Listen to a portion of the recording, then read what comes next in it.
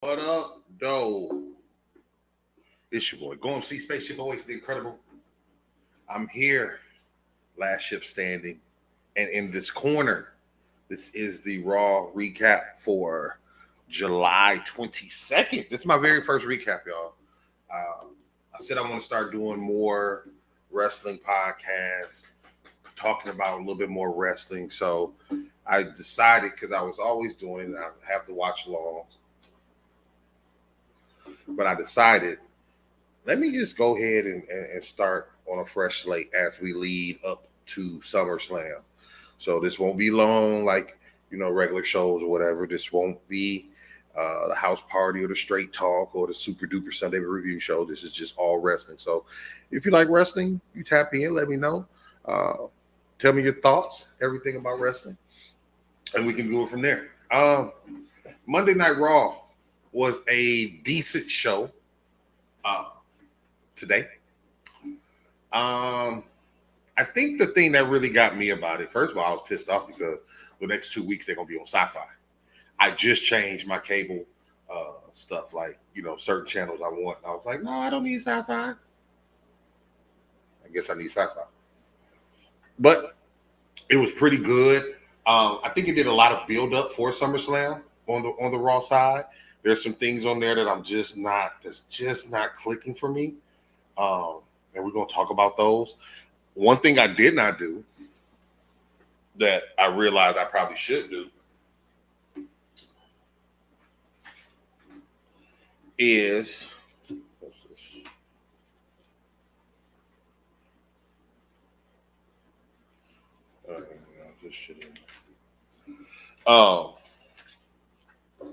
is write down the orders of the wrestling.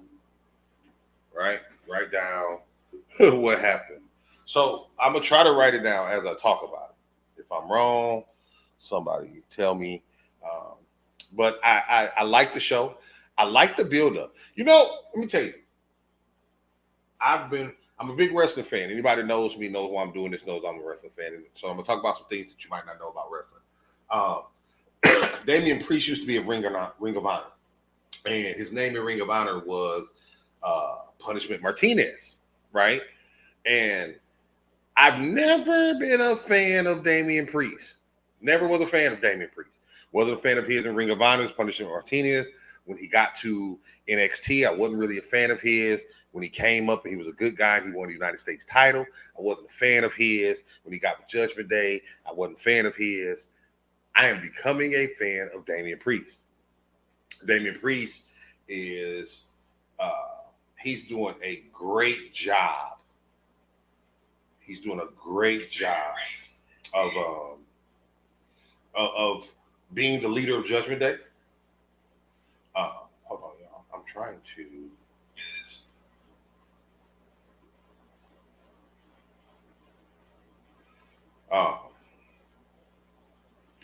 And so he's doing a good job of being the leader of Judgment Day and still becoming a babyface. He is between fighting McIntyre, and I really like what WWE is doing, right? I really like what WWE is doing as far as turning him babyface while he's still the leader of the Judgment Day. And they're not really at this point, like, you can't really see, besides Finn every once in a while. You don't really see him like them bucking up against Priest. They don't want to smoke with Priest, and I like that because I think it's going to be very more shocking when the turn does happen. I'm not sure how I feel with all these turns. There's a lot of turns going on. There's a lot of, like, Tiffany Stratton. You got the Bloodline. That's still a turn. You got the Judgment Day. You got Alpha Academy. You got a lot of turns. And you got the thing that Kofi might turn and get with Karrion Kross, Grayson Waller, and Austin Theory. I don't necessarily like all of these face and heel turns. I like some stability. I think it was smart having Gunther come out, especially with his promo from last week, right? He got the heat on the promo. And at first he was going to apologize, but they wouldn't let him apologize. And so he was like, man, forget this. I meant what I said, and I stand on it. He didn't stand on business at first. But he stood on business after they kept booing him. And Priest coming out and just busting him in the head. Now, this is something I've always wanted. And I know it's kayfabe. But if I know I'm going out there to fight, why am I taking my belt with me? I'm not going to take my belt with me. Maybe that's a giveaway. Maybe that's a dead giveaway. Oh, he finna come beat me up. But everybody know I'm the champion. Everybody know. The majority of people know I'm the champion. If somebody's watching wrestling with somebody who's not a wrestling fan, they can easily say, that's the champion. Why do you have to bring your belt out? Are you scared somebody in the back gonna steal your belt? You can't tell somebody watch your belt? Hey, Finn, watch my belt. Hey, Rhea, watch my belt. I'll be right back. Why you gotta bring your belt out? Now you gotta drop your belt. No, player, I'm going out there to whoop some hiney. I'm going out there to beat somebody up. So I'm gonna leave my belt in the back. But I think it was a good brawl. I think it gave a lot to the main event. Because I think we all figured when Gunther won King of the Ring, he was going to win SummerSlam. You got Bash at Berlin coming at the end of August. So everyone thought Gunther was going to win SummerSlam. Right now, I'm not so sure. Unless they tie Priest losing in with Dom turning on Rhea. That's another turn. We're going to talk about Dom and Rhea and Liv tonight as well, right? Unless they tie all that together at SummerSlam, I do not see how you get Dom to turn, go with Liv, the rest of the Judgment Day go with Liv, and Priest still wins his title, keeps his title. Right? I don't see how that goes. And I also don't see how, if they do the turn and he keeps his title, how they're not going to have Gunther get a rematch at Bash at Berlin. You're going to have to put a pin on it. I saw that a couple times too. They put pins in rivalries, right? So I like the beginning. I like how it started. I thought it was very strong. The breakaway, the pull apart, get them out of there. Go home for the day. Good. Boom. Which also ties into the Judgment Day. Now, this is another thing I saw. And I don't know if y'all really paid attention. And it made sense at the end. Right? And that was Jey Uso and Sami Zayn. Right? The whole night, you know, they was chasing after Jey Uso, trying to get Jey Uso. Sami was doing this interview, and Jey Uso was getting jumped, right? And he was like, "You okay, Us?" I said, "Ooh." That's, for me, I listen to those things, those Easter eggs. He called them Us again. We don't hear Us. Then they did the handshake. I said, "Ooh." Then they did the handshake. Then they did the 1D. And then they won.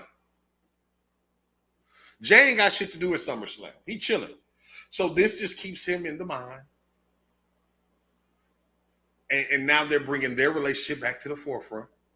Sammy's probably going to lose his title at SummerSlam. They may even win the tag titles from the Judgment Day. But I think this is building up the OG bloodline versus the new bloodline at Survivor Series. And I think when it's, for me, and I haven't talked about Roman, but for me, I think this is just a build up. And I think, you know, Jay's going to come with Roman and say, "Hey, I got somebody else." And Roman going to be like, "Who?" And then Sammy going to pop up. And they're going to have to figure that shit out. And they're going to have, I told somebody today, Roman going to have to do a lot of apologizing. Roman is going to have to do a lot of apologizing. Okay? Next, what I saw on Raw, the lady, what I noticed on Raw, let me tell you what I noticed. They had two women matches and maybe 4 or 5 segments, strong segments with the females. I like that. I've never been a Sonya Deville fan. I like Zoe Starks. I like Shayna Baszler. Sonya Deville has been very stop-start for me. She's very bland. She doesn't really have any charisma. She's pretty good. I think when she was with Mandy Rose, that was cool. But she doesn't give me. So her beating Lyra Valkyrie, I didn't really like that. I do like that they are trying to make other feuds. I've been feeling for like the last week and a half that they finna do either a woman's show or they finna do Evolution 2. So they're building up all these women. They just signed a lot of women. And I think they're getting prepared to do something like that. Now, Sonya Deville, finishing move, the Deville Advocate, trash. I wonder what they're doing. I know they're building them up. At the same time, they're putting Bianca and Jay back in the title picture. And then you got Isla and Alba. They're not doing any fucking thing, just talking, which is boring to me, right? Once again, it's boring to me. They're not fighting. They're not wrestling. We're not being able to see their skills. We're not being able to see their talents. We're not being able to wonder why. Now, that's another thing I like in wrestling. And I think it was the Karrion Kross match, the Final Testament match. I like that because they gave them a little time. I like that they're letting people breathe in the ring. The problem is they're not letting all the wrestlers breathe. They're not letting their champions breathe in the ring. You got to let champions, you got to let undercards breathe in the ring to make them up. But, I mean, the match was okay for what it was. Lyra, I hear Pat McAfee trying to get the woo for Lyra's intro, and the crowd has, and I check that every week. They're not doing it yet. Not like they were in NXT. So that means she really, since she's been away from Becky, she really hasn't caught on. I like Lyra. She's a little on the short side, but I think once Roxanne comes, I think it'll be cool. I think her and Io can have some better matches and things, but my fear is just that and people wonder about wrestlers.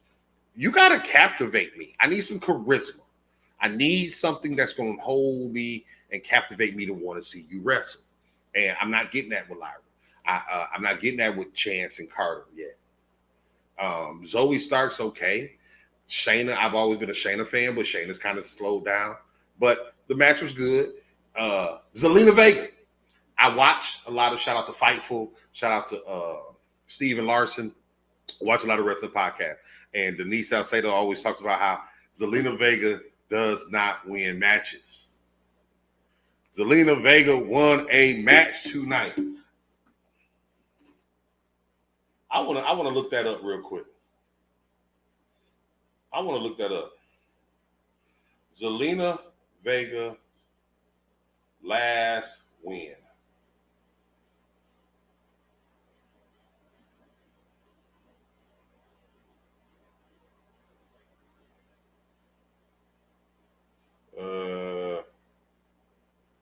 Let's see here.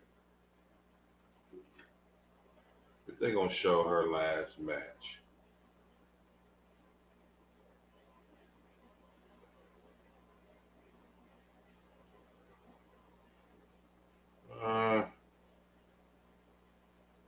I wish I could see it.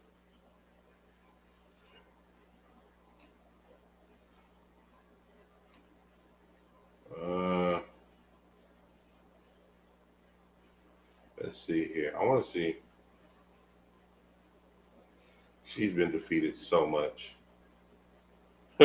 All these say is defeats. And this goes back to 2022.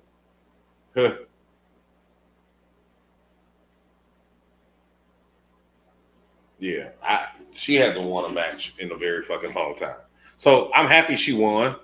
I was a little nervous and concerned about her elbow. I was like, oh, Jesus. But she won. So, the LWO, Joaquin Wilder and Cruz del Toro, they hurt, I think. So they won't be out. Ray doing Ray things. Dragon Lee hasn't really came off good on the main roster yet. So I was happy to see her win. Once again, it kept that. It brought more women out there. You brought your Chance, your Lyra, your Carter out there to defend the stud line. Whatever you want to call them. And then, after that, like I say, after that, you start seeing them with Alba and Isla, and I'm like, do I want to see it? I don't want to see a triple threat. Now, if I see like a TLC match with them three teams, I could probably go for that. I could go for a TLC match with them three teams. But I'm just not convinced of Isla Dawn and Alba Fire yet. Did they get the titles because her mama died? Maybe so. But you haven't put them in the ring to fight anybody. You haven't given them challengers. You haven't even let them beat, any jobbers, right? Put them in the ring with Chelsea and Piper. Put them in the ring with somebody else. You have to. Take them to NXT. Let them fight somebody in NXT or something. But not having them fight because you don't want them to lose their titles is not the way to do it. Not the way to do it. Let's see. Who else fought? Who else fought tonight? We had the Punk, McIntyre, and Rollins segment, right? I think we all knew Punk was going to be cleared. This segment was a little sloppy for me. I mean, I get Punk and McIntyre, but while Adam Pearce was talking, and before he said something about the referees, Seth Rollins' music hit, so that was kind of a little bit off, right? He didn't even finish saying, but we don't have a referee. As soon as he was trying to say it, Seth Rollins' music was going off. I think people forget Seth was still hurt at the beginning of the year. So I'm not mad about him in this. I think we need a one-on-one match. After that, we can get a triple threat match in Bash at Berlin. And then we can get another one-on-one match. And we can do another match. And we can play these three feuding probably up to WrestleMania. Probably because they're not going to be in the bloodline. They're not really going to be in the title picture. And Rollins might dip and dabble. One of them might go fight Gunther or Priest and come back because Rollins is still owed a match with Priest. How are we going to do that if Priest lose? Or was that just something that was just said? You feel me? So, I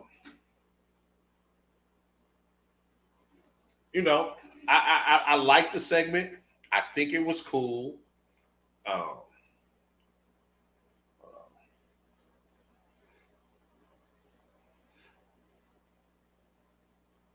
I think Drew is going to win at SummerSlam.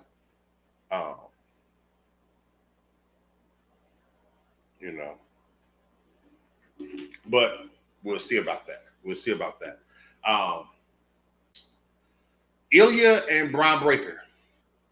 I was concerned because I don't want a bunch of triple threat matches. And I don't want Sammy. Where's my... Did my signal go out? Let's see.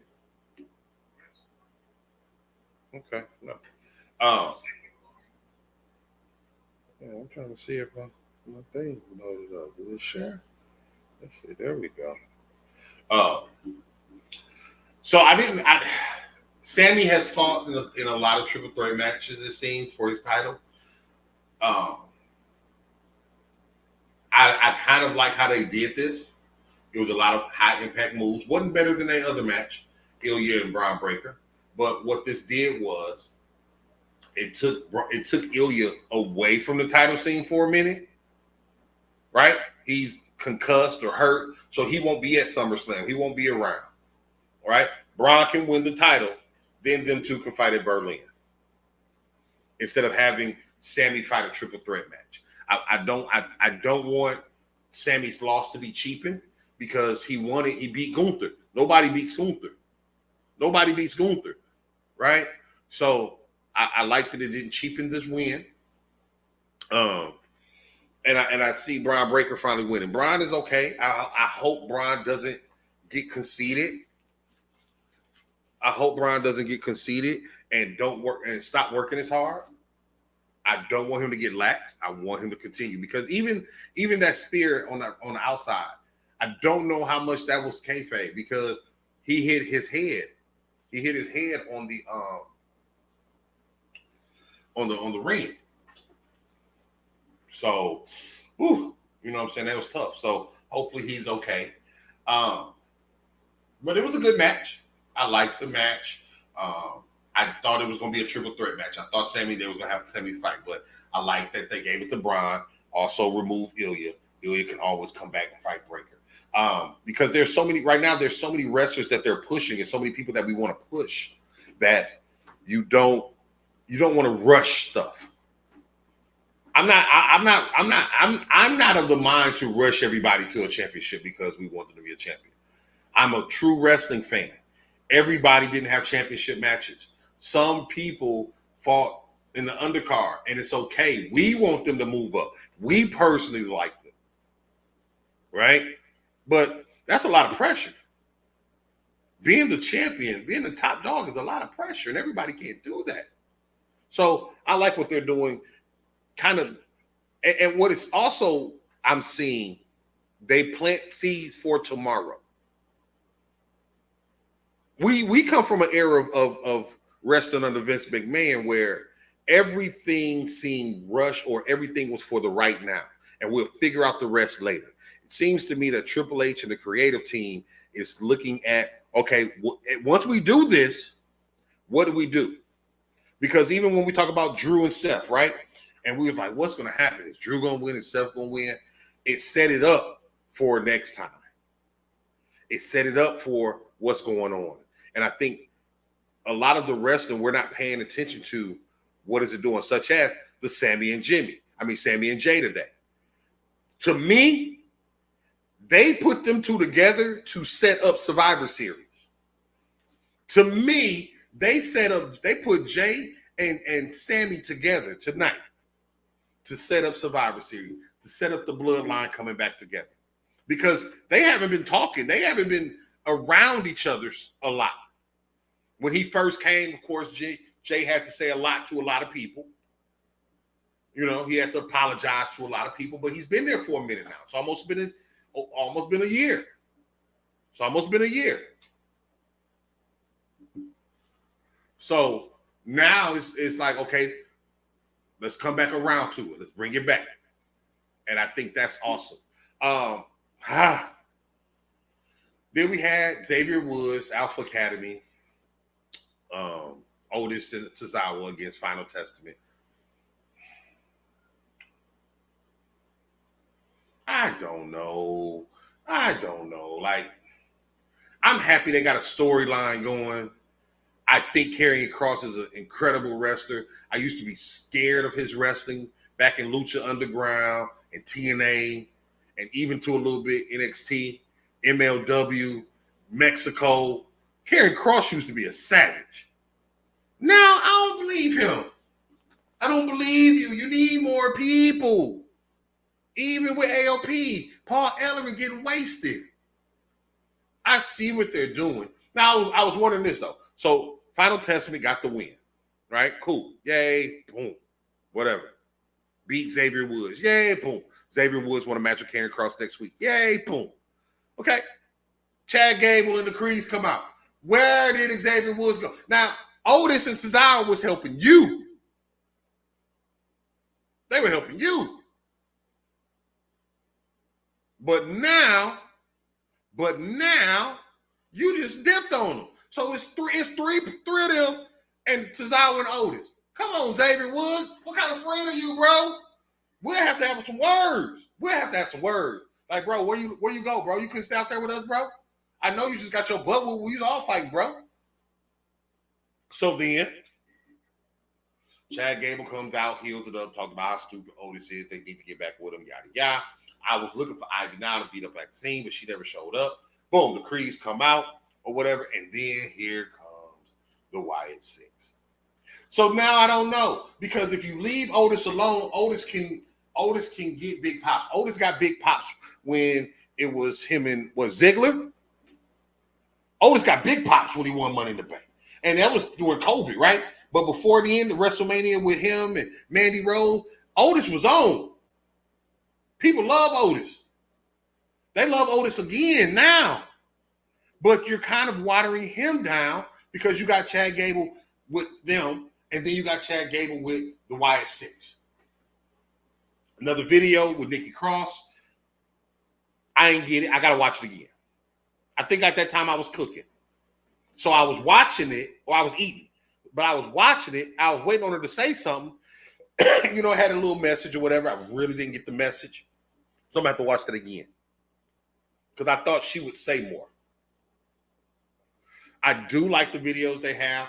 I do like how their appearance of them.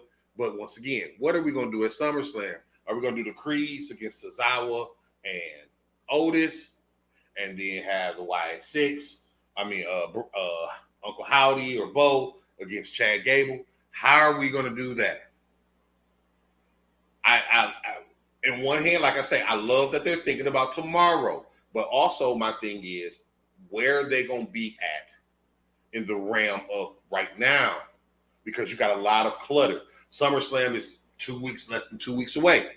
Fish fry at my house, watch party. We watching SummerSlam. So if you know what it is, you know what it is. We're gonna be doing that for SummerSlam, right? So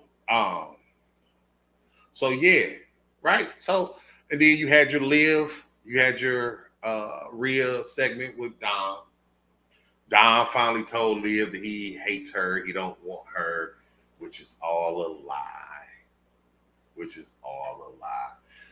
God, Rhea. And the key to that is, for me, Liv actually admitted she likes him. Rhea's never admitted. The funny thing about wrestling, most of the heels are always right, aren't they? Most of the heels are always justified in why they're heels, right? So Liv says she likes Dom. I don't think Mommy has ever said that. I think the story is the revenge tour. Of course, Liv is going to win at SummerSlam. Dom's going to turn. The whole Judgment Day is going to turn, especially now because Rhea is doing exactly what Damien is doing. They're trying to give orders to a Finn Balor, to a JD Madonna, and to a Carlito. Let me talk about Carlito. I was thinking today, watching Carlito in that main event. Carlito fought John Cena when John Cena was young. Carlito is around the same age as John Cena. Why is Carlito a fall boy for this group? Is he the Ric Flair of Judgment Day? Is he the Ole Anderson of Judgment Day?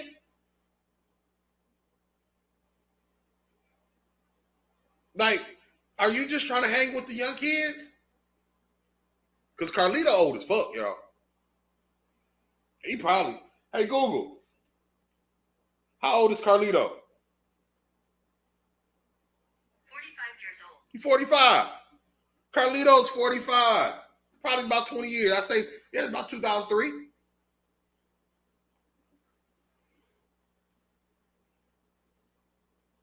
So, it was a great main event. I get a little tired of the "You Are Awesome" chants. I get tired of the "You Fucked Up" chants because they blurred out on USA. But I think it was a great main event. I like that they're giving Finn more power. Finn Balor doesn't feel as flimsy. I could actually see Finn winning the championship next year. I could see the old Finn, the original Bullet Gun, the Prince Devitt Finn, the NXT Finn coming back. I like that. I think when Finn becomes the leader of the Judgment Day, because Finn, to me, was damn near should have been the leader. When they kicked Edge out, Finn should have been the leader of Judgment Day. But Damien been working on his shit. Damien has propelled himself. To be up there. And I like that. What up, though, my baby? What's good, Big Cam? And so I think Judgment Day breaking up, they've been together for a long time, right? Like Edge ain't even there no more. So them being there, with them being together, Finn kind of took a back seat, tag champions, things of that nature. Now he's going to, what's going on, Courtney? Now he's going to be able to be a main eventer again. I didn't even take Finn serious when he was fighting Rollins for the title last year, right? But I think Finn slowly has brought his character back up. And when you see his facial expressions, you're seeing the anger and the old Prince come back out. And I think this is what Finn needs. Because Judgment Day, when they first came out, was supposed to kind of be like violent and erotic and and all these things. And then they just became like a group, right? They was an annoying, good group.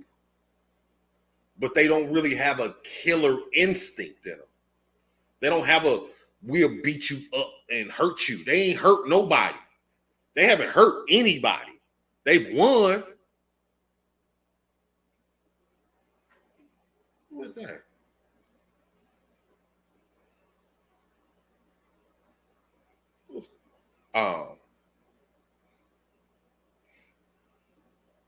But so, you know, I liked it.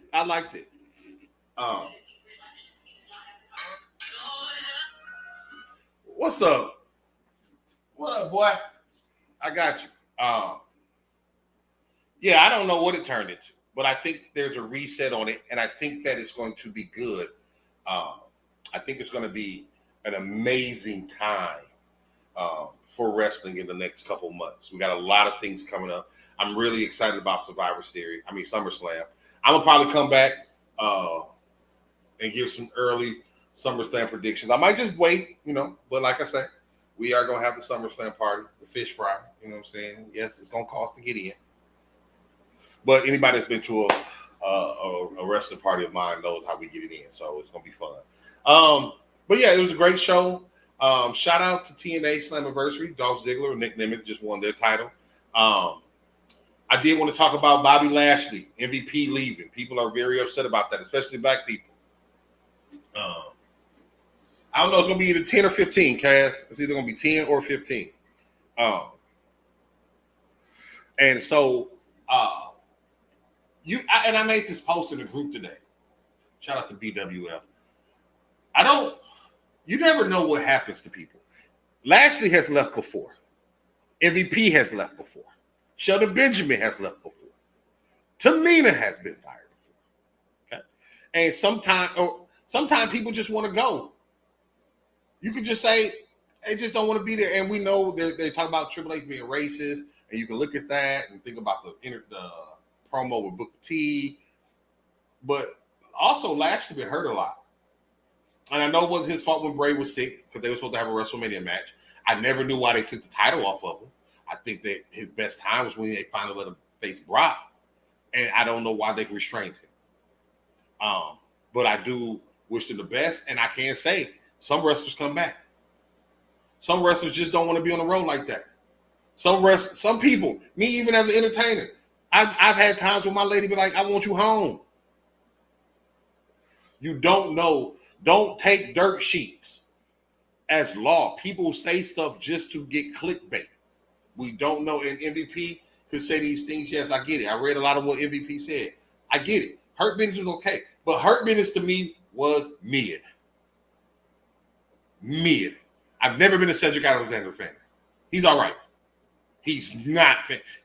He can't touch Leo Rush. If you want to say something about somebody, Leo Rush. Shelton Benjamin used to be good. He's not good anymore, y'all. He's not the same 2003 Shelton Benjamin. He's not. He ain't been good since he was in Suzuki-gun. He's just a black wrestler that's living off what he used to be able to. He ain't Randy Orton good. Shelton Benjamin ain't Randy. MVP, when the last time MVP had a match? He been hurt. He a manager. MVP don't even wrestle. MVP been old. That's cool. I get it. But let's be real. How much growth have we seen in Omos being with MVP? Not a lot. Let him go. He want to be a talker? Let him be a talker. Let him go. Not tripping because they're black. I'm mad Lashley. I'm always Lashley versus Reigns was a lot of freaking money on the table.